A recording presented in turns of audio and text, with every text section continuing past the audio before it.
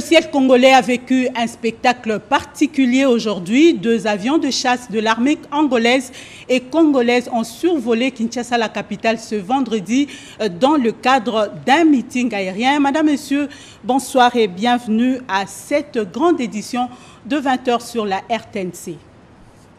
Favoriser la mise en œuvre du pacte en intensifiant la coopération économique régionale et le développement, c'est le thème du 8e sommet de la CIRGL organisé ce vendredi. Le président de la République, Félix Antoine Tshisekedi, a pris une part active à ces assises qui se sont tenues par vidéoconférence et juste après, le chef de l'État a reçu les adieux de l'ambassadeur du Japon en RDC. Reportage Guilain Kabaloundi. Au de travail de la Cité de l'Union africaine dans la matinée de ce vendredi 20 novembre 2020, le président de la République Félix Antoine Tshisekedi Tshilombo a participé par vidéoconférence au 8e sommet ordinaire des chefs d'État et de gouvernement de la conférence internationale sur la région des Grands Lacs. Présidé par Denis Sassou Nguesso, président de la République du Congo et président en exercice de la CIRGL, ce sommet se tient dans un contexte particulier dû à la pandémie de la Covid-19. Le thème retenu, favoriser la mise en œuvre du pacte en intensifiant la coopération économique régionale et le développement. Ainsi, les 12 États membres de cette organisation ont passé en revue les 5 points à l'ordre du jour, à savoir la nomination du nouveau secrétaire exécutif de la CIRGL, l'état des contributions des États membres au budget du secrétariat et au fonds spécial pour la reconstruction et le développement, la présentation des recommandations de la réunion du comité interministériel régional, la présentation des recommandations de la réunion des ministres de la Défense sur la situation sécuritaire dans la région et enfin la présentation des recommandations de la réunion des ministres de la Santé. Juste après ce sommet, le chef de l'État a reçu en audience l'ambassadeur du Japon en poste en RDC, Hiroshi Karube, est venu faire ses adieux aux premiers citoyens du pays après 4 ans et demi passés en République démocratique du Congo. Le diplomate japonais qui dresse un bilan reluisant de son mandat a salué l'excellence des relations bilatérales entre la RDC et le Japon. Je viens ici aujourd'hui et pour dire au revoir à son Excellence, Monsieur le Président. La relation entre la République démocratique du Congo et le Japon est améliorée remarquablement. Le Japon a réalisé plusieurs projets de la coopération bilatérale. Quels sont ces projets que vous avez réalisés depuis que vous étiez ici? Par exemple, la construction de INPP à Lubumbashi et Bujimaï, et ainsi que la construction de INLB à Kinshasa. Et peut-être, on peut également dire le poids lourd. Aujourd'hui, ça s'appelle Avenue Congo-Japon. Son Excellence, Monsieur le Président, m'a exprimé son remerciement pour mon travail ici. C'est ce soir que le diplomate du pays du soleil levant quitte Kinshasa pour retourner à Tokyo. La RDC prend la présidence de l'Union africaine en 2021 et le panel chargé justement d'accompagner cette mandature à la présidence de l'Union africaine s'est réuni ce vendredi. Ce panel s'est attelé notamment sur l'élaboration du plan d'action présidentiel pour l'exercice 2021-2022 à l'Union africaine. Kibambe Somoïsa. La République démocratique du Congo, sous le leadership du président de la République Félix Antoine Tshisekedi Tshilombo, va assurer la présidence de l'Union africaine pour l'exercice 2021-2022. Désigné au terme d'une ordonnance signée par le chef de l'État Félix Antoine Tshisekedi Tshilombo, le panel chargé d'accompagner la mandature de la RDC à la présidence de l'organisation panafricaine est déjà à pied d'œuvre. Autour du coordonnateur, le professeur Alphonse Toumba Luaba, le panel s'est attelé ce vendredi 20 novembre, notamment à l'élaboration du plan d'action présidentiel. Nous sommes déjà à notre 6e rencontre, 6e séance de travail. C'est vous dire que nous persévérons, nous travaillons d'arrache-pied selon les directives reçues du président de la République.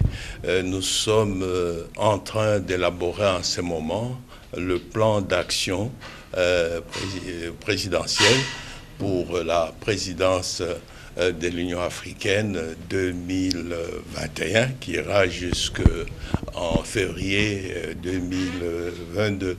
Le président de la République, son Excellence Félix Antoine Tshisekedi Tshilombo, a déjà reçu l'ensemble du panel et nous a donné des directives, des orientations, sa vision que nous sommes maintenant en train de mettre en musique en ce qui concerne les piliers stratégiques et le programme d'action des activités.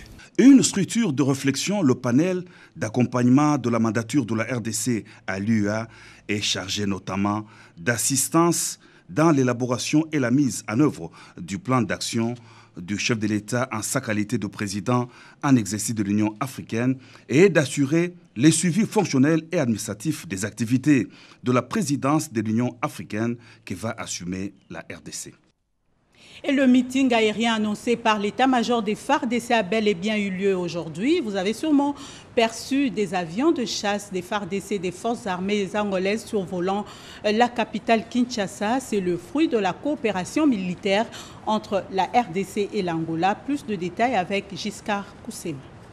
La République démocratique du Congo et l'Angola entretiennent des relations politiques et militaires exemplaires. Depuis son accession à la magistrature suprême, le chef de l'État, Félix-Antoine Tshisekedi Tshilombo, a multiplié les rencontres avec son homologue Joao Lourenço. C'est pour matérialiser la détermination des deux chefs d'État d'intensifier leur coopération militaire et sécuritaire que des avions de chasse de l'armée de l'air des forces armées angolaises ont survolé ce vendredi les ciels de Kinshasa.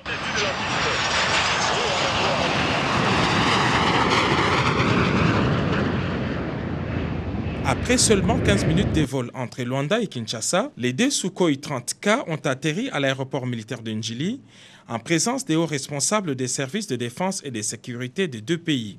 Les deux parties ont eu des explications techniques sur les performances de ces monstres déserts. À travers ces meetings aériens, l'Angola confirme son soutien politique et militaire à la RDC, un motif de fierté pour les FARDC. Vous voyez derrière nous les avions de chasse venus de la République sûre d'Angola. Mais je vous dis d'emblée que ces avions sont venus de l'Angola, pays frère, pour participer au meeting aérien. Ils ont commencé depuis ce matin aux côtés des avions de forces armées de la République démocratique du Congo, spécialement de la force aérienne. Ils vont faire le meeting, ils ont déjà fait 3 tours à côté de l'hélicoptère de reconnaissance qui a atterri depuis le matin, mais également avec l'Antonov 72 qui avait amené auparavant une importante délégation. Et donc, ces avions que vous voyez derrière, ce sont des vecteurs de décision, mais également vecteurs de victoire sur les théâtres de combat. Et ces avions sont venus magnifier la coopération, magnifier l'entente parfaite qui caractérise les relations entre la République démocratique du Congo et la République sûre d'Angola. Évidemment, elle découle de la volonté politique exprimée par les chefs d'État des deux pays, en l'occurrence le président de la République, Félix-Antoine Tshilombo, mais également le président de la République angolaise.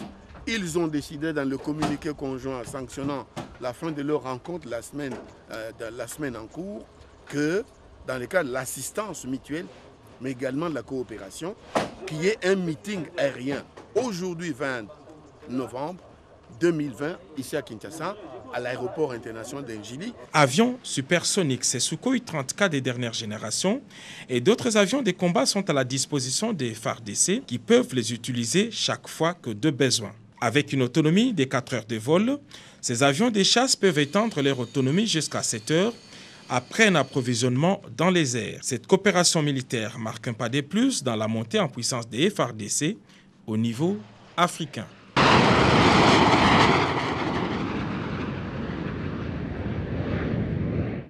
Et le monde célèbre aujourd'hui la Journée internationale des droits de l'enfant, occasion pour l'UNICEF de présenter au gouvernement de la République le rapport d'enquête réalisé en République démocratique du Congo. Il ressort de ce document remis au Premier ministre que des progrès ont été accomplis, notamment avec la gratuité de l'enseignement. Les détails avec Françoise Bolabouaki et Pompon Oumba. Le monitoring de l'UNICEF le démontre clairement. En RDC, la situation de l'enfant s'est considérablement améliorée. Ceci explique les efforts consentis par le gouvernement de coalition. La baisse de la mortalité infantile, qui pour la première fois est en dessous de 100 pour 1000 enfants. Ça montre aussi un certain nombre de travaux sur lesquels il faut continuer, notamment la nutrition. Grâce à la gratuité, nous avons eu un afflux des enfants au niveau du système scolaire. Ce rapport d'enquête a été présenté au Premier ministre Ilunga Ilunkamba par cette équipe de l'UNICEF RDC à la faveur de la célébration de la Journée mondiale des droits de l'enfant sous le thème « L'importance de l'environnement sur les conditions de vie et de développement des enfants ». De son côté, la délégation de Médecins sans frontières France est venue solliciter les facilités pour importer du matériel et des médicaments pour ses activités en République démocratique du Congo. Donc c'est ce qui nous permet l'octroi de dérogations et d'autorisation pour importer les médicaments et le matériel dont on a besoin pour conduire nos opérations d'urgence. On a eu une écoute de bonne qualité. Je pense qu'il comprend l'enjeu et l'urgence de cette nécessité et il nous a promis d'y répondre le plus rapidement possible, donc nous sommes satisfaits. Il convient de noter que le MSF apporte son soutien à la RDC dans la lutte contre la pandémie à coronavirus.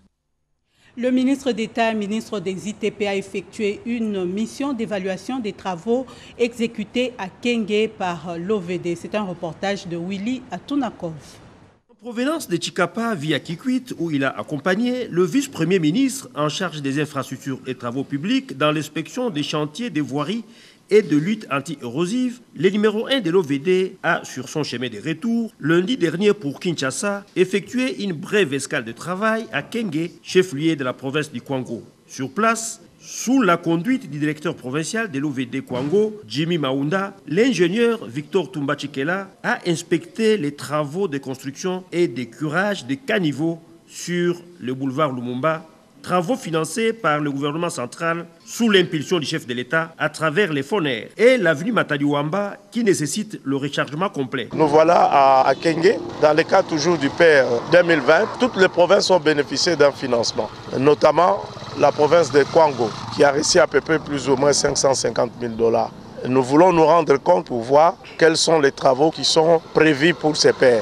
Évidemment, on est sur cette avenue où l'OVD a commencé par l'équirage de ces caniveaux sur à peu près 3000 mètres. Il y a la construction des mirets, c'est les débits. Mais nous sommes butés ici à Kenge par un problème, c'est le problème des engins.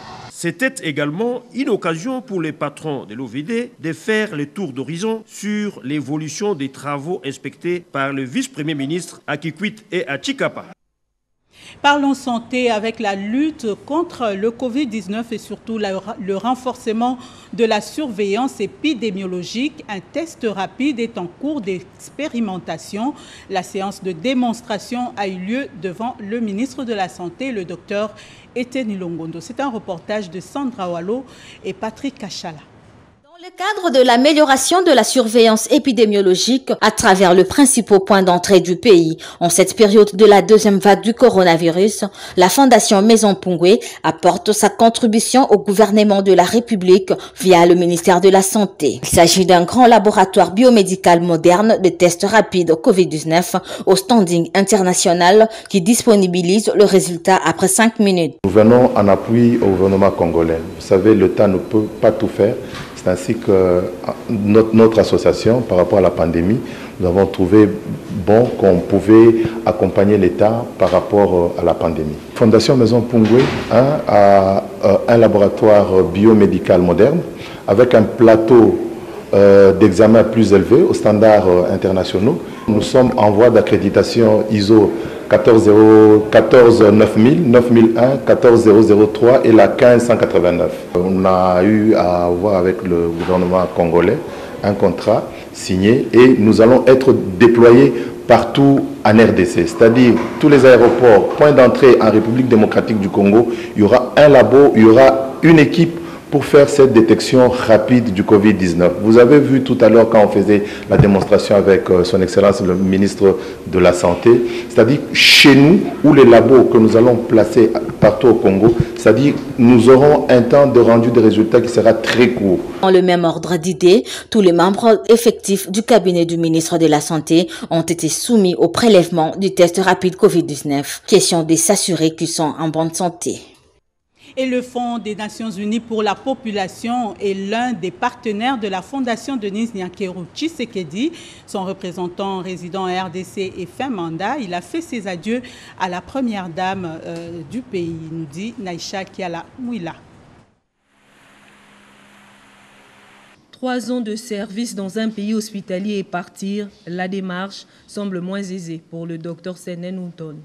Entre la satisfaction d'une mission accomplie et la douleur de quitter la République démocratique du Congo, devenue sa seconde résidence, le représentant résident du Fonds des Nations Unies pour la population arrivé fin mandat a été reçu par la première dame de la République avant son départ. Dans une ambiance conviviale et chargée en émotions, Denise Nyekirou Tshisekedi a remercié le docteur Senen pour son accompagnement dans la concrétisation de la vision commune de la Fondation Denise Nyekirou Tshisekedi et de l'UNFPA, son partenaire de première heure. Le docteur Senen le reconnaît, avec le pays de Félix Tshisekedi, c'est un lien fort qui s'est installé au-delà d'un mandat ordinaire. Je ne connais personne qui quitte la RDC sans un pincement de cœur. Et je quitte la RDC justement avec ce pincement, en sachant que j'ai des frères et des sœurs ici et que je peux toujours revenir. Et c'est l'impression que j'ai de tout ce que je rencontre. C'est juste un au revoir. Et je ne pouvais pas quitter ce pays sans venir voir la distinguée première dame et la remercier pour le partenariat stratégique que nous avons développé avec sa fondation. Et elle m'a fait l'honneur de me recevoir, moi et mon épouse, pour nous souhaiter un bon mandat là où nous allons. Et donc je pars de la RDC avec le sentiment d'avoir contribué un tout petit peu à la vision du gouvernement de faire de ce pays, d'ici 2030, un pays émergent. Senen Outon, l'on se souviendra désormais de ce docteur qui a joué un rôle important dans les débuts du partenariat entre l'UNFPA et la Fondation Denise Nyekirou Tshisekedi. Partenariat qui a permis à ce jour à plusieurs femmes et enfants de croire à nouveau à des lendemains meilleurs. Insécurité et violation de droits de l'homme en Ituri, le ministre André Lite ACBA en séjour à Bunia en a évoqué avec les autorités locales. À son arrivée, il a présenté ses civilités, nous dit Lucie Lavichissena dans ce commentaire. Le ministre des Droits humains, André Lite ACBA, est à Bunia pour écouter la société civile, le gouvernement provincial ainsi que les forces vives de l'Ituri, une province en proie à une insécurité grandissante. Il sera aussi question de la mise en place des mécanismes extrajudiciaires de la justice transitionnelle dans cette province où l'activisme des groupes armés retarde le développement de cette partie du pays. Au sujet des groupes armés et de toutes ces personnes qui violent les droits humains, le ministre était plus clair. Pour ceux qui sont responsables des crimes graves, ils devront tôt ou tard faire face à la justice. C'est tout aussi simple que ça. Parce que la société ne peut pas continuer à tolérer ce genre de travers, ce genre de crimes graves. Et rien ne les justifie d'ailleurs par les faits. Ils n'ont qu'à bien se tenir et à bien préparer le moment venu leur défense. Parce que bon, si ça sera au plan domestique, on garantira les droits de la défense parce que nous aspirons à l'état de droit. Mais en même temps, rien n'empêchera le pouvoir public à faire ce qu'il doit faire, à l'effet de faire attendre ceux des Congolais qui pensent qu'ils n'ont que pour mission tuer, incendier les villages, violer. Nous n'allons plus acquiescer ce genre de forfaités. Pas seulement d'ici et de partout ailleurs, parce qu'il n'y a pas qu'à l'Ituri où nous observons ce genre de phénomène. Je proviens de Bukavu, un peu partout là-bas, même vers le nord Kivu. Malheureusement, il y a des Congolais qui pensent que c'est devenu une sorte de sport national pour eux, et nous leur disons, si ce n'est pas avec nous, même d'autres Congolais qui pourront nous remplacer un jour au gouvernement, pourquoi pas nos enfants qui dirigeront demain ce pays, ne les laisseront pas tranquilles. Parce qu'à partir du moment où vous avez commis des crimes graves, il ne faut pas croire qu'après 5, 10 à 15 ans, on oubliera. Découvrons ce communiqué de la DGM, la Direction Générale de Migration. DGM en sigle tient à fixer l'opinion nationale et internationale qu'elle est un service public de l'État en charge notamment de la police des frontières et des étrangers. Comme tout service d'immigration, elle dispose des centres de détention administrative et de transit des migrants en situation d'irrégularité de séjour. La DGM, en tant que service chargé de l'application de la loi, est respectueuse de cette dernière, particulièrement en ce qui concerne le respect de la personne humaine, y compris celui de la dignité des étrangers en irrégularité de séjour et en instance d'être reconduits à la frontière. La DGM ne dispose pas de cachots clandestins et n'en a jamais disposé. La DGM déplore la mauvaise interprétation faite dans les médias en rapport avec la visite d'inspection de son Excellence, Monsieur le Vice-Premier ministre, ministre de l'Intérieur, Sécurité et Affaires coutumières en date du 18 novembre 2020 dans les installations de la DGM, précisément au centre de transit situé sur l'avenue du Haut Commandement, site destiné à abriter le futur siège de la DGM. La DGM réitère son engagement à accompagner le chef de l'État dans la restauration de l'État de droit qui, loin d'être un simple slogan, est véritablement au centre de son action. C'est signé Roland Kachantoile Chioza. La Journée mondiale des droits de l'enfant célébrée ce 20 novembre coïncide avec le lancement en RDC de la radio Okapi Enfant. La ministre d'État et ministre du Genre, Enfants et Famille a personnellement assisté à au lancement de cet outil de communication. Un décor particulier pour une journée particulière au Jardin botanique de Kinshasa. La journée mondiale consacrée à la promotion et protection des droits de l'enfant a eu un relief particulier car célébré sous les thèmes liés au changement climatique. En avant, pour passer les messages, les enfants reporters. Ces derniers ont remis à la ministre d'État, ministre du Genre, Enfants et Famille, Béatrice Noméatilité, un mémo sous forme de plaidoyer pour le respect des droits de l'enfant. Chaque enfant a droit à un environnement propre et sûr. La pollution peut donc être un danger pour ce dernier. L'UNICEF se joint à l'événement pour porter la voix des enfants. Les changements climatiques, et vous en avez vu certains lors de la vidéo, et la dégradation de l'environnement dans les grandes villes menacent directement la capacité des enfants à survivre, grandir et s'épanouir. Après la projection du film sur l'environnement qui reprend l'engagement des enfants pour un environnement sain, la vice-ministre de l'Environnement, Dr Jeanne Ilunga Zaina, s'est attardée sur la nécessité de la plantation d'arbres. Le message est clair, les enfants congolais doivent s'approprier les questions liées à la préservation et protection des écosystèmes, a souligné la patronne du genre. Les ministères que j'ai l'insigne honneur de diriger ne ménagent aucun effort pour les impliquer dans diverses activités qui visent la protection et la promotion de leurs droits.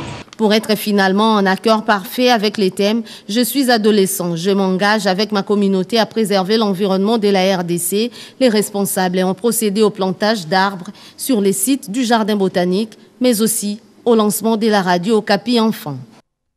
Et la Banque mondiale vient de présenter son rapport relatif au secteur de l'électricité en RDC, rapport remis au ministre de tutelle, ministre des Ressources hydrauliques, Eustache Mouhandi. C'est un reportage signé Mireille Ndeke.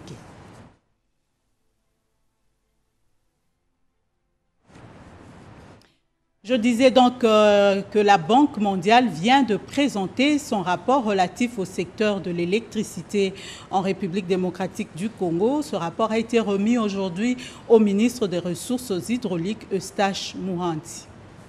Il était question au cours de cette audience de présenter le rapport de travaux effectués par la Banque mondiale dans le cadre du partenariat direct RDC Banque mondiale. Au cours de ce partenariat, plusieurs accords ont été conclus, notamment la construction et réhabilitation de usines de captage d'eau de Njili, Ozone, Lembaimbu et autres. Et ce, dans les soucis d'améliorer la performance opérationnelle de la régie des eaux. Puisque la desserte en eau et en électricité marche de pair, il ressort de cette réunion que le déficit en eau et en électricité que connaît la population à ces jours va bientôt s'améliorer. La Banque mondiale s'y attelle sans relâche. Eustache Mouhandi Mumbembe, ministre d'État en charge des ressources hydrauliques et électricité, ne lessine aucun effort pour son secteur considéré vital de répondre aux besoins de la population congolaise. Le patron de l'énergie a rassuré la Banque mondiale du soutien du gouvernement de la République qui souscrit aux objectifs des ODD et engagé à promouvoir les énergies propres non polluantes, renouvelables et ce à moindre coût. Ceci pour participer au développement économique conformément à la vision du chef de l'État, Félix-Antoine Tshisekedi. La place de choix est donc réservée au secteur des ressources hydrauliques et électricité, l'amélioration de la desserte en eau et en électricité, tel est le leitmotiv du ministre d'État, Eustache Mouhandi Mumbembe. En justice, l'application de certaines lois pose problème en RDC et les praticiens du droit souhaitent voir la réforme de la justice se matérialiser. Ils ont organisé une journée scientifique pour y réfléchir, nous dit Odilon Kayuma. Plusieurs interventions d'experts en droit ont marqué cette journée scientifique. Journée organisée par le Centre des recherches DOC et Juris, histoire de dégager les facteurs de réussite et d'échec des réformes initiées en République démocratique du Congo il y a 20 ans. Et surtout, envisager les modifications de certains textes. À cet effet, le professeur Jean-Marie Tassoki, parlant de la procédure pénale et ses lois, a insisté sur la modification, notamment de la loi sur la protection des personnalités couvertes par les immunités.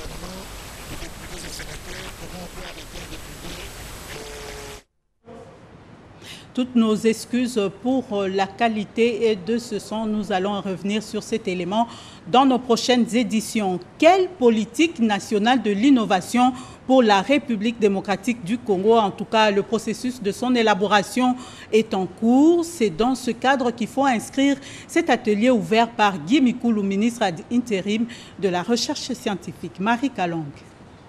Après avoir fait la restitution de la mission conduite par le ministère de la Recherche scientifique et Innovation technologique en collaboration avec NEPLUD, donner le contexte de justification, détailler les acteurs clés et le cadre juridique lors de l'atelier de présentation de l'état de lieu de l'innovation dans le cadre du processus d'élaboration de la politique nationale de l'innovation en RDC, il est prouvé que cette démarche va aboutir à la mise sur pied d'une feuille de route pouvant établir le pont stratégique de l'innovation. Le ministre ad intérim de la Recherche scientifique et Innovation technologique, Guy Mikoulou, a dans son adresse apprécié ces travaux qui témoignent de l'importance apportée à la recherche et à l'innovation dans toutes ses dimensions et imputations. Pour l'occasion, je m'en vais vous adresser ici mes sincères remerciements à vous tous d'avoir choisi, au-delà de vos multiples occupations, de rehausser de votre présence cet atelier. Présent à ces travaux, le conseiller juridique du ministre de la Recherche scientifique et Innovation technologique, Maître Ntsenda, a mentionné le cadre juridique de l'innovation en RDC. Vous êtes sans ignorer que nous avons un cadre juridique qui est l'ordonnance de 1982-040, n'est-ce pas, qui à ce jour est inadapté par rapport au contexte actuel, parce qu'aujourd'hui, le ministère qui était lié, ministère de la Recherche scientifique et Innovation technique, est devenu ministère de la Recherche scientifique et Innovation technologique. Ce projet vise à contribuer à un nouveau cadre qui répondrait à la transversalité de l'innovation en tenant compte des attributions du ministère de la Recherche scientifique et Innovation technologique et celles nouvellement lui dévolues. Rendons-nous dans la province du Kwilu. Les hôpitaux de la ville de Kikwit dotés des matelas, ce dont du président AI de l'UDPS a été distribué par le secrétaire général adjoint de ce parti, Gisèle Mbouakiem. C'est un reportage de Alain Bikaï. En marge de la célébration de la journée de la base dédiée aux jeunes du parti présidentiel à Kikwit, que le secrétaire général adjoint Gisèle Mbouakiem a été chargé par le président AI de l'Union pour la démocratie et le progrès social, l'honorable Jean-Marc Kabunda Kabound, a procédé à la distribution des matelas dans certains hôpitaux de Kikwit, cadeau du parti. C'est à l'hôpital des référents de Kikwit que Gisèle Mbouakiem a débuté sa tournée. Ici, ces dons arrivent au point nommé car certains malades dormaient sur des lits sans matelas. Le staff dirigeant de cette formation hospitalière a saisi l'occasion pour présenter les difficultés auxquelles l'hôpital de Kikwit fait face. Les malades et certains accidentés du jour des manifestations de l'IDPS ont eu visite de réconfort de l'envoyé de Jean-Marc Kabound à Kabound. Après cet hôpital, le cortège de Gisèle Mboissiem s'est dirigé vers le camp Singa où le centre médical de la PNC a bénéficié aussi ces mêmes gestes de la part de l'IDPS. Le centre, qui prend en charge les policiers et leurs dépendants, manque de tout. Le médecin responsable de ce centre a apprécié les dons de l'IDPS à son centre car il soulagera tant soit peu les malades. C'est à l'hôpital de Kikwit 3 que la dynamique secrétaire général adjoint de l'IDPS a bouclé sa tournée.